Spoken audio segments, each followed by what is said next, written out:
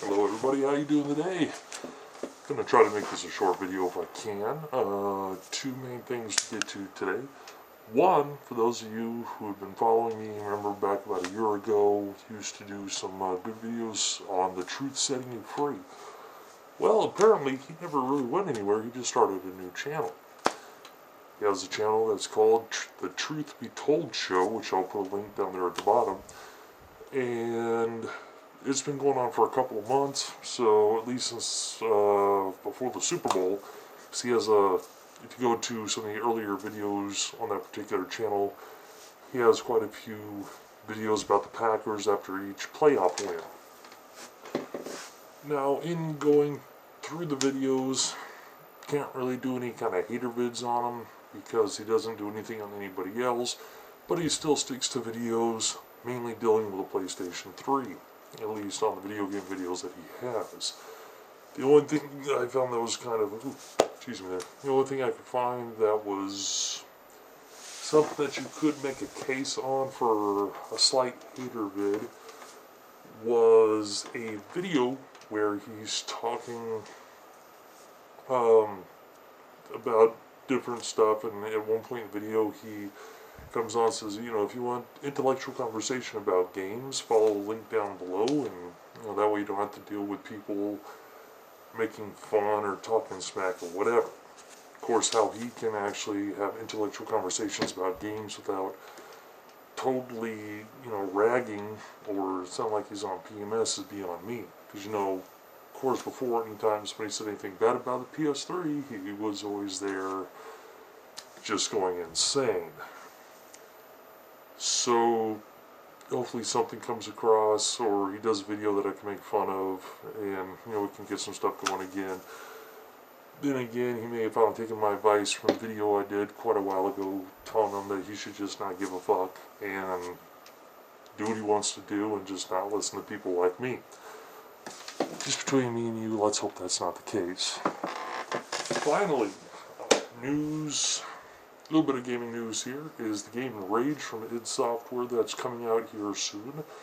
It was known about a week and a half ago that if you were going to install Rage on your 360, it would take 20 gigs, if not 22 or 23 gigs. Of course, it's not mandatory, and the game will run without any kind of install whatsoever, which of course is a mandate by Microsoft for anybody who produces games on the Xbox 360. They have to be able to run on systems that don't have hard drives. Sorry, I knew what I was going to say there, but for some reason I just froze. And of course that's mandate from Microsoft, so you don't have to install, but if you want to, you can. Whatever. Now, for those of you who have the PS3, though, you are having a mandatory install of this game. And it's 8 gigs.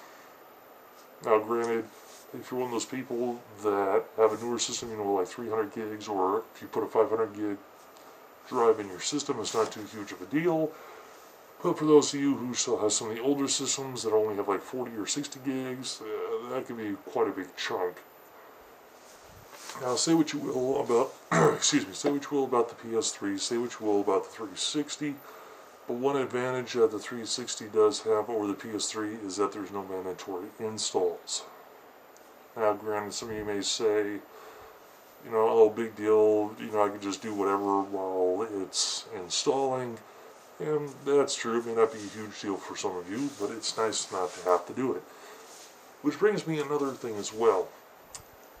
A lot of PS3 fans, whenever a game is a multi-plat game and is on the PS3 and the 360, if it's on more than one disc for the 360, all you hear is about ha ha ha, it comes on 2 or 3 discs for the 360, with only taking one Blu-ray on the PS3. But you're okay with mandatory installs. Now, how do the two correlate?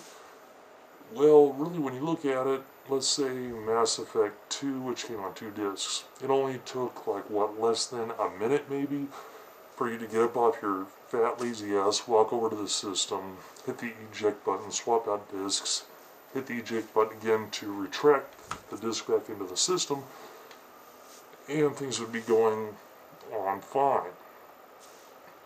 So, a minute at the most, maybe? and you only have to do it once. And you have to do it a couple more times if you want to visit some other things that are on the first disc.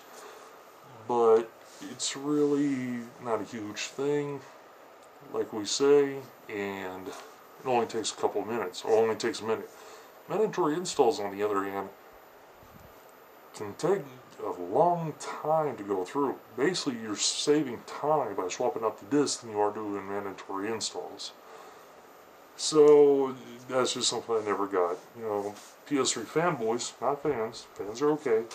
But the fanboys were always okay with mandatory installs and long loading times between levels, a la Metal Gear Solid 4.